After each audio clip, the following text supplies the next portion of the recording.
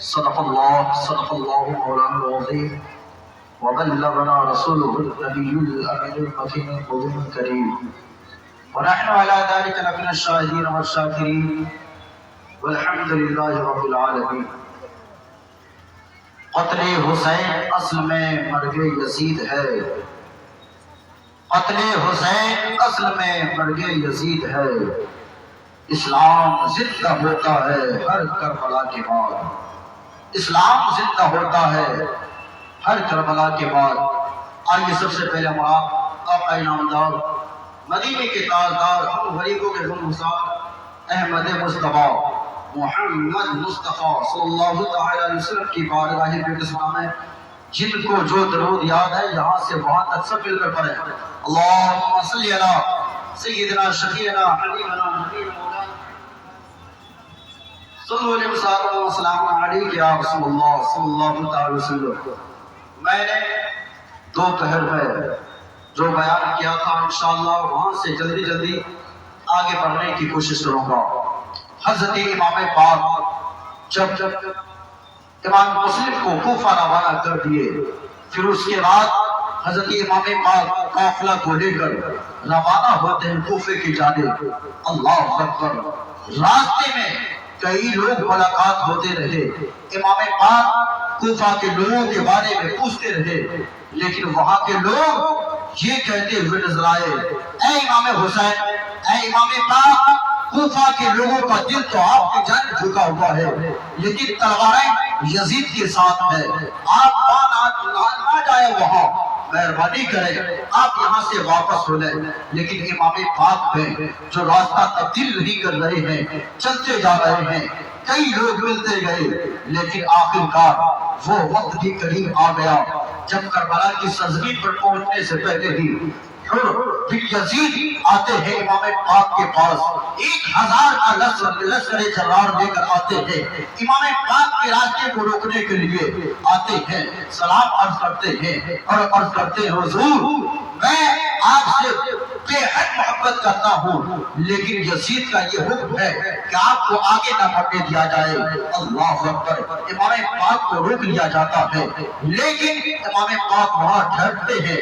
بات چل ہی رہی تھی کہ پھر ایک قاصد آتا ہے یزید کی جانب سے یہ خط لے کر، اور پھر یزید جب پڑھتا ہے اس میں کیا لکھا ہوا ہے کہ وہ امام پاک کو جہاں ملے وہیں قیدی بنا دیا جائے، نہ اس کو مدینے کی طرف جانے دیا جائے نہ اسے آگے بڑھنے دیا جائے، وہیں قیدی بنا دیا جائے۔ اللہ اکبر۔ امام پاک کو گرد یزید روک لیتے ہیں، وہیں پہ روکتے ہیں، لیکن جب روکتے ہیں وہیں پہ ایک جگہ رکنے کے لیے کہا جاتا ہے۔ جب امام پاک وہاں رکتے ہیں، گھوڑے سے نیچے اترتے ہیں، پوچھتے ہیں اس جگہ کا نام کیا ہے؟ ان میں سے ایک کہتا ہے اسی کے کربلا کہا جاتا ہے، یہ سرزمین کربلا کی سرزمین ہے۔ اللہ اکبر۔ امام پاک رک جاتے ہیں، ٹھہر جاتے ہیں، وہیں پہ خیمہ زنی کرتے ہیں، خیمہ لگاتے ہیں۔ امام پاک فرماتے ہیں میرے نانا جان نے جو پیشن گوئی فرمائی تھی جس سرزمین کی، یہ وہی سرزمین ہے، یہیں پہ جنگ ہوگی، آخری جنگ یہی ہوگی ہے۔ اللہ اکبر۔ امام پاک پہنچے ہیں، سات ماہ محرم تک امام پاک یوں جو ہے پانی پیتے ہیں، لیکن کیا ہوا 7 محرم کو اہل فرات میں بھی پہرا لگا دیا جاتا ہے۔ 1000 کا نہیں بلکہ 4000 کے لشکر زرار کو لے کر عمر بن سعد آتا ہے وہاں، آئس کا وہ لشکر پڑتا جاتا ہے اور 22,000 کا لشکر زرار تیار ہو جاتا ہے۔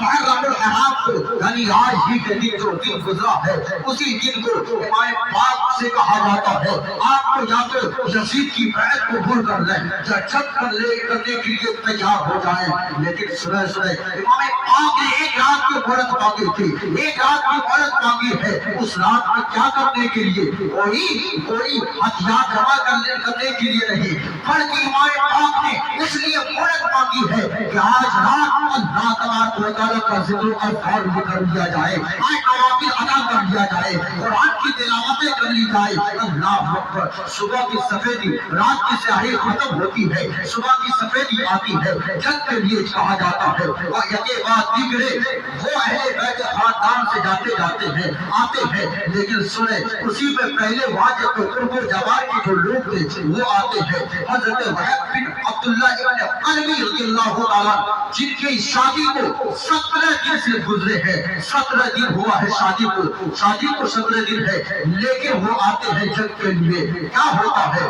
ماں نے کہا بیٹا جا امام پاک اور نبی کریم صلی اللہ علیہ وسلم کے نوازوں پر ظلم کی گھڑی آ چکی ہے، اس پہ ظلم و ستم کر رہے ہیں لوگ، جا آج امام پاک کے نام پہ تو قربان ہو جا، تاکہ قیامت کے دن مجھے کہنے کے لیے موقع ملے کہ کوئی اور نہیں ہے بلکہ شہید کی ماں ہے، شہید کی ماں ہے۔ امام وہ اس کی ماں کیسی ماں تھی، اپنے بیٹے کو روانہ کر رہی ہے، بیٹا جا قربان ہو جانا، شہید ہو جانا، نبی کی حال کی ساتھ نبی کے حال کے پر کیا قربان ہو جانا۔ اپنی بیوی کے پاس جاتے ہیں اجازت لینے کے لیے کہ آج میں امام پاک کے نام پر قربان ہونے جا رہا ہوں، بتاؤ تو صحیح میں نے تجھے لایا تھا، اپنے ماں کے گھر کو چھوڑ کر تم آئی تھی، اپنے بھائیوں کا ساتھ چھوڑ کر آئی تھی، تو نے اپنے گھر کو چھوڑ کر میرے گھر کو آئی تھی، تم نے تمام چیزوں کو چھوڑ کر ترک کر کے میرے حوالے ہوئی تھی، میرے پاس آئی تھی، بتا آج تیری رائے کیا ہے؟